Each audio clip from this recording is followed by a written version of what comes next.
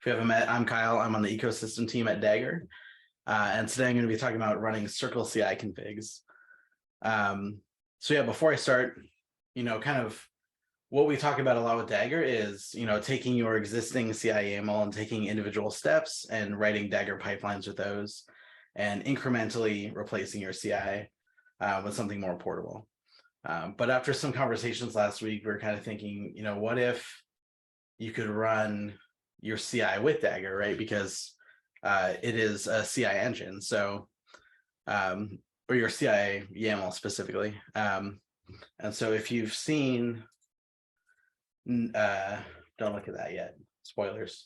If you've seen Nectos Act before, this is kind of what I'm talking about, but with GitHub Actions. So it's a tool that looks at your GitHub configs and runs them locally using containers and doing all these cool things. And it's really great. And so that's kind of a solved problem right now. So let's try the same thing using Dagger with CircleCI. So if you're not familiar with CircleCI, this is what a CircleCI YAML looks like. And so we have, we define a bunch of jobs, and in each of those jobs, we say what they run on, and we have a number of steps that will run some commands. And then our workflow is what pieces these jobs together. So we have a workflow here called build test with these two jobs in it. So super simple, like looking at it right now, I can already imagine how that might look with Dagger, right? Like we know what the base image should be, and then we know a bunch of commands we want to run. So with this, I built this tool using Dagger, and this version I'm showing at the moment was just like one quick hacking session to figure out, if we could parse that YAML and turn it into Dagger things. So if I look at this executor, we've parsed our YAML and we've got this Go construct of a job similar to what we saw in that YAML, and it creates a Dagger pipeline. It pulls that image that we had defined in that YAML, it mounts our project, and then for each of those steps, it just runs them, right? And then if I go to like Fig, honestly, most of this work for this first version was unmarshalling YAML. So unfortunately with CircleCI, this part is not open source. It's all proprietary as far as I could see. So I had to kind of reinvent the wheel a bit for parsing the configuration. But once I had that, it was really easy to put these things into a Dagger pipeline and run them. So to just kind of help illustrate the point here, let's go here and let's say build and run our binary.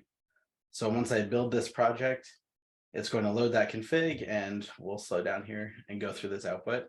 But it loads the config at .circleci/config.yaml. So this is that config that we were looking at a minute ago.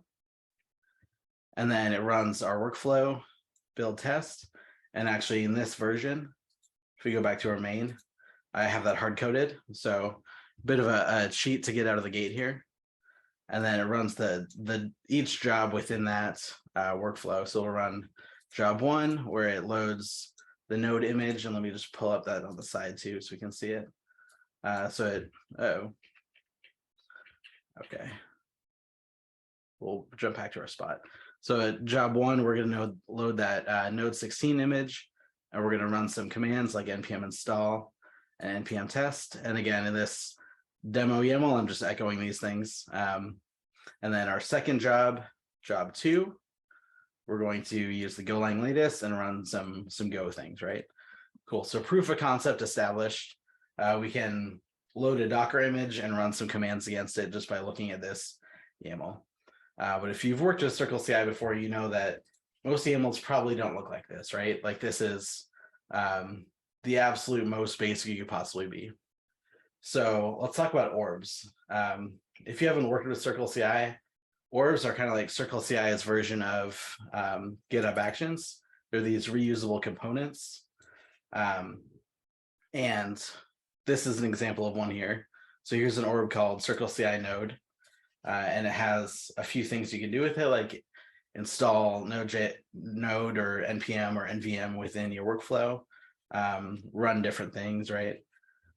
One difference with orbs compared to GitHub Actions is that this orb concept is not, it's not a repository, it's actually just more YAML. So as much as we love working with more YAML, it's something that we know how to handle within this context. Like we've already started parsing YAML. So in this case, this orb boils down to this, let's see how long this is. 1,014 lines of YAML. So if we can pull this in, if we're looking at a more complicated workflow that uses an orb, then we can easily parse this and run this the same way as our workflows themselves. So let me check out the next tag here and look at our more advanced config. So now we've got kind of the same config that we saw earlier, where we've got those first two steps. We've added another job called orb test, where we're using this orb that we just looked at in the browser. And with that orb, we're going to use the command node install. So again, just to show a bit of the syntax, if you're not familiar, when I load this orb, I give it like an alias. So the alias for this orb is node. And then so when I go down to this step down here, I'm saying with the node orb, let me center that a bit. With the node orb, I'm going to call the install command, and then I'm going to pass these parameters to it. And so if we jump back to that orb, we see it accepts a bunch of parameters. And actually, let's look at the docs for specifically the install command. So we've got all these parameters, and it has to know how to handle these within the orb. And then again, within our workflow, we added that orb test to our workflow. And we added another workflow too, just so we could test some things. Looking at the code for this, there's, again, lots and lots of YAML parsing, so super fun. And I added a bunch of upgrades from the last version where we're kind of, if I look back at this orb source, so since this has a similar structure of like steps and run commands, we've kind of abstracted that concept to a higher level abstraction so that we can kind of treat orbs and workflows the same, even though they're a bit disconnected. And then one interesting thing too, if we're looking at this YAML, we have to know how to fetch this CircleCI /node 5.1.0, right? And so within CircleCI, within their own engine, they know how to look that up within a registry. Unfortunately, there's no like documented API to do that. You can't just take this and like load a config. But after poking around with some network traffic for a bit, I figured out that there is actually an undocumented GraphQL API where you can send it some parameters and get back that YAML that I was just looking at in the browser. So we found this API, we're able to get back these things for whatever orb you pass in. And now we can turn that YAML into code that Dagger can run, right? So let's go back and run the same thing.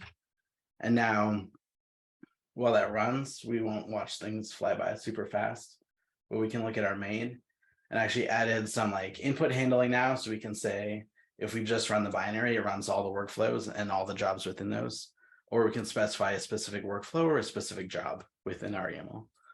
So this is running, and we can actually see here, it pulled up our orb, and the orb itself is cached, but we had some changes within our project. So it's going to run the orb. So it's installing like all this stuff right here is actually within that orb code, right? So it's installing Node.js within our container. And then down here, we can actually in job 2, or sorry, that's the next one.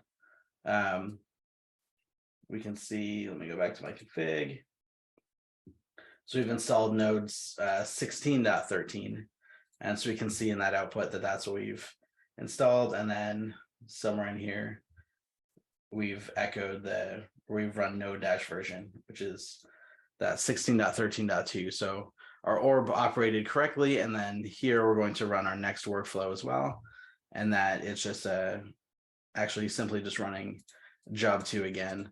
And then the cool thing with running all this with Dagger is now like each of these steps that can be cached are cached within my machine as well. So if I run this again without any changes, we're going to see it fly by super quick because everything has already been done, right? So we've got the full power of Dagger caching. We've found some cool tricks to be able to pull in orbs with some undocumented APIs. And we've done a ton of YAML parsing, which is, everyone's favorite thing to do. But once we had that into proper structs, then it was super easy with Dagger to turn those into pipelines that can be executed in like a generic way. So yeah, this is public on GitHub, kpenfound/ncircle. Can put that in the chat real quick if anyone wants to have a peek. And then, yeah, check it out. It's pretty cool. Let's run a specific job here too. Let's run our orb. So again, on the to-dos, and you can see in the output, I didn't bother handling the conditional stuff because, that's not fun for everyone.